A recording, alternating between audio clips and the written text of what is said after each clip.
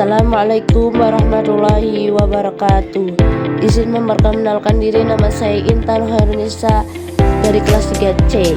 NIM saya 20244052007. Mata kuliah filsafat pendidikan. Saya di sini akan mempresentasikan yang berjudul Eksplorasi Hakikat Manusia dalam Pendidikan Humanistik.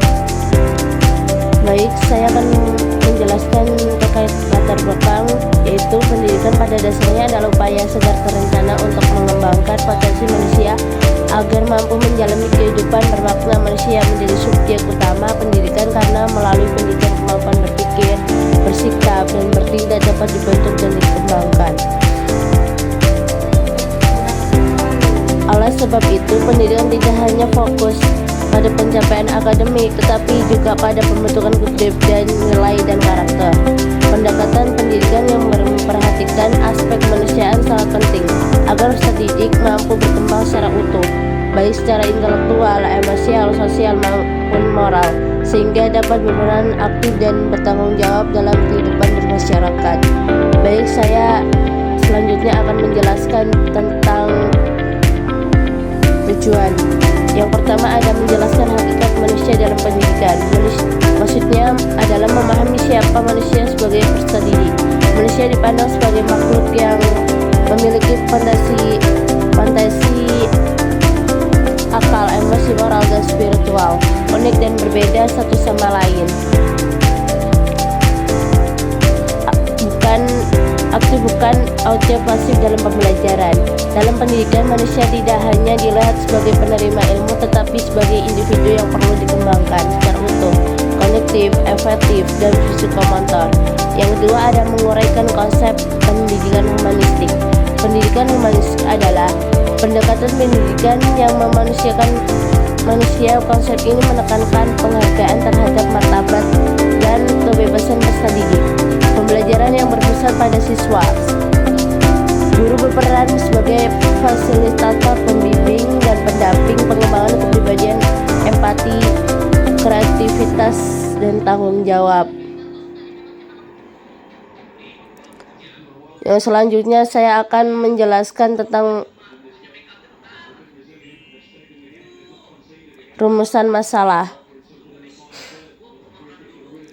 Yang pertama ada bagaimana hakikat manusia dalam perspektif pendidikan.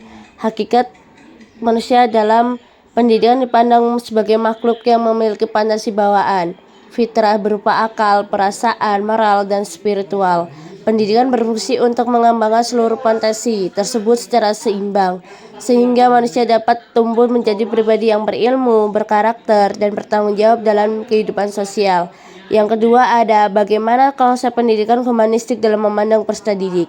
Peserta didik humanistik memandang peserta didik sebagai subjek utama dalam pembelajaran, bukan sekedar objek. Peserta didik dihargai sebagai individu yang unik, memiliki kebutuhan, minat, dan kemampuan yang berbeda. Oleh karena itu, proses pendidikan harus menjunjung tinggi nilai kemanusiaan, kebebasan berekspresi, empati, serta penghargaan terhadap martabat peserta didik.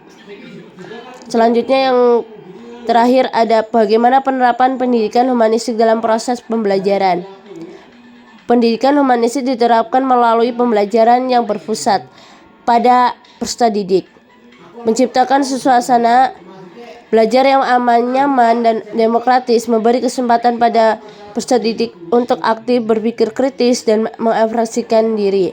Guru berperan sebagai fasilitator dan pembimbing.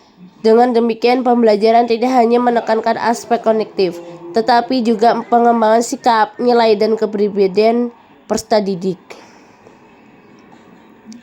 Yang selanjutnya ada penjelasan.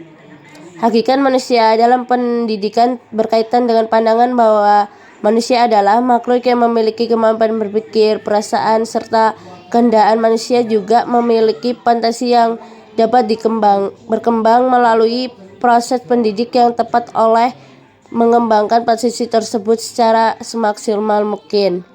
Yang selanjutnya ada peran pendidikan humanistik. Pendidikan humanistik adalah berperan penting dalam pembentukan karakter peserta didik melalui pendekatan peserta didik harus dibimbing untuk mengenali dirinya sendiri, menghargai orang lain. Kesimpulannya, pendidikan diharapkan dapat menerapkan prinsip-prinsip pendidikan humanistik dan proses pembelajaran akan tercipta suasana belajar yang kondusif dan bermakna. Selain lembaga pendidikan perlu mendukung penerapan nilai-nilai kemanusiaan dalam kurikulum, melaksanakan pencapaian pendidikan secara menyeluruh. Saya akhiri, wassalamualaikum warahmatullahi wabarakatuh.